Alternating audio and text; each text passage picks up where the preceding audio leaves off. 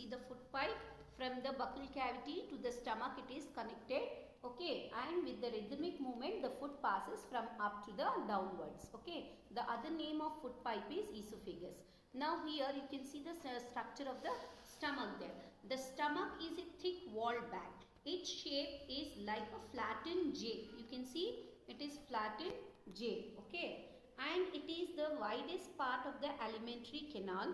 It receives food from the food pipe at one end and opens into the small intestine at the other end. So this is from the from the food pipe, and this connects to the small intestine. Understood?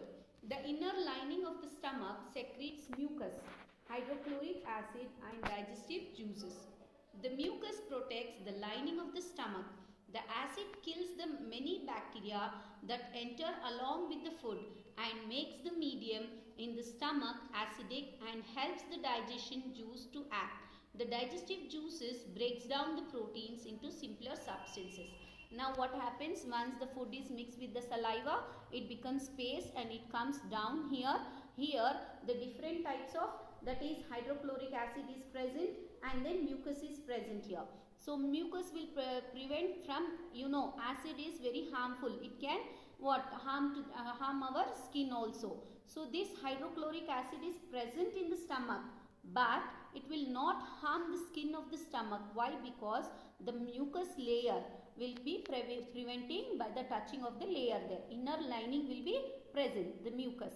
Now what does this hydrochloric acid, what it does in our stomach means, it kills the bacteria which enters in our body through the food. Sometimes food may be clean, food may be dirty, or after boiling also it is difficult, so that it will clean itself in the body. But when it is excess, okay, but when it is excess or the food is poisonous, you will get vomiting, dehydration. Okay. So why? Because our body cannot tolerate so much of toxic substance. Understood? Okay, the next, this is connected. So stomach is connected to the small intestine. The small intestine is highly coiled, is about 7.5 meters long. It receives secretion from the liver and the pancreas. Besides, its wall also secrete juices.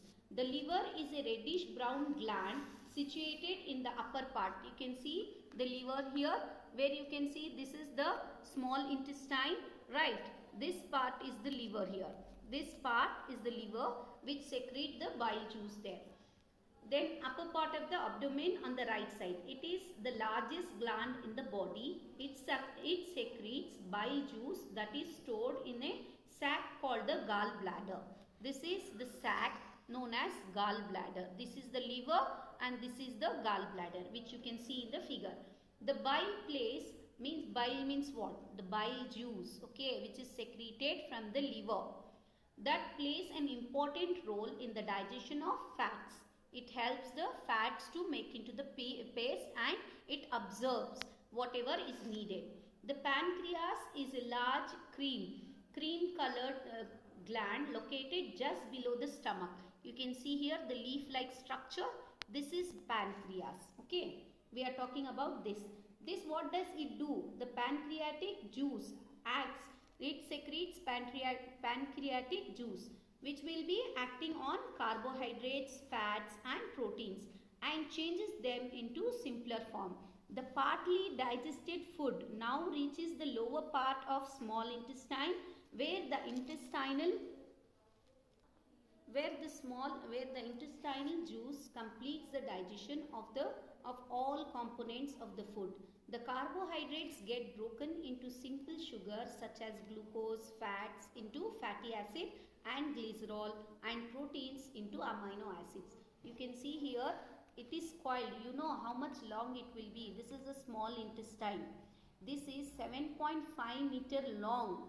Okay, how much long it is? The longest part of our body, that is the 7.5, you can measure, but in our body it will be coiled and it will be placed in a small place. Okay, so how much long it will be? 7.5 meters long.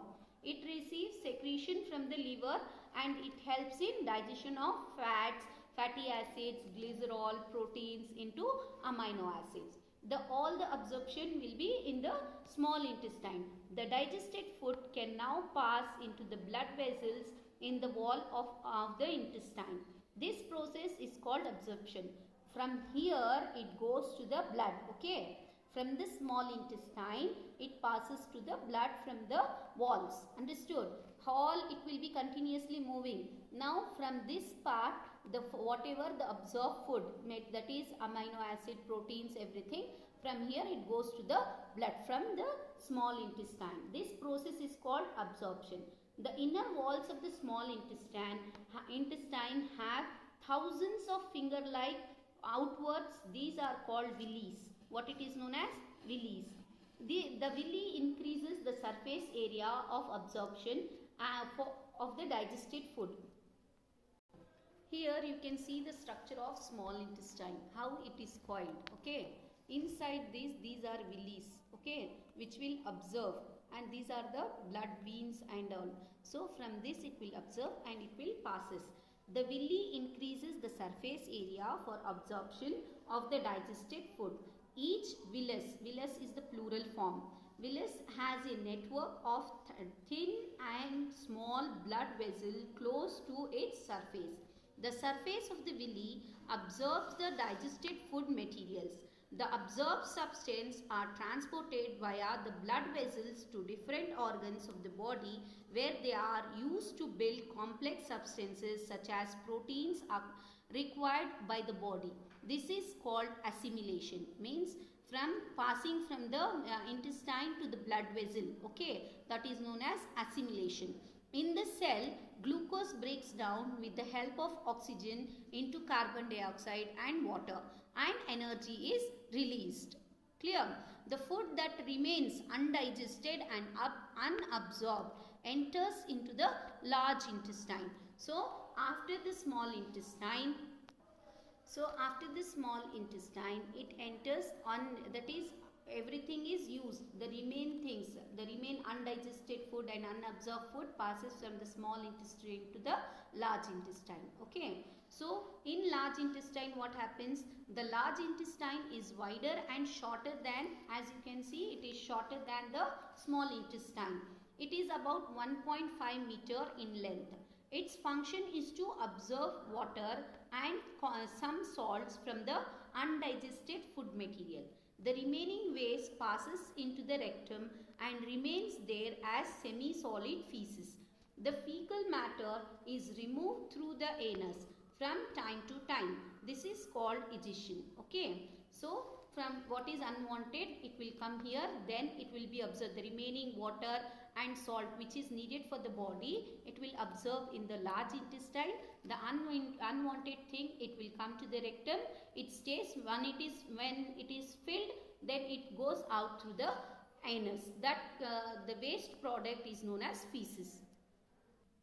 So now your homework is to complete this table. If you have observed the video carefully, you can get the answer here only. Okay. So you have to complete this in your homework book.